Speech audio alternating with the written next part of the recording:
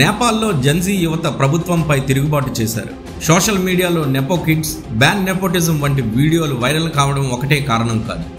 అసలు కారణం నేపాల్ దేశంలో పేరుకుపోయిన అవినీతి అంటున్నారు నేపాల్ జెన్జీ యువత. ఏళ్ల తరబడి అదే ముగ్గురు పెద్దలు కేపీ శర్మ ఓలీ, పుష్పకుమార్ దహల్, షేర్ బహదూర్ డియూబా, ఈ ముగ్గురు అవినీతి నాయకులు ప్రధాని కుర్చీతో మ్యూజికల్ చైర్ ఆడుకోవడమే. 17 ఏళ్లలోనే 13 సార్లు ప్రభుత్వం మారాయంటే నేపాల్లో నెలకొన్న పరిస్థితులేంటో అర్థం అవ్వాలి. కొత్త నాయకత్వానికి కానీ యువతకు కానీ ఒక్కసారి అవకాశం ఇవ్వలేదు. నేపాల్ దేశంలో 15 నుంచి 24 ఏళ్ల మధ్య వయసు గల యువత 38% నిరుద్యోగులే. పని దొరకక 35 లక్షల మంది పైగా యువత విదేశాలకు వెళ్ళిపోయారు. ఇది మొత్తం జనాభాలోనే 12%. ఖతార్, మలేషియా, సౌదీ అరేబియా వంటి దేశాల్లో పనిచేసుకుంటున్నారు.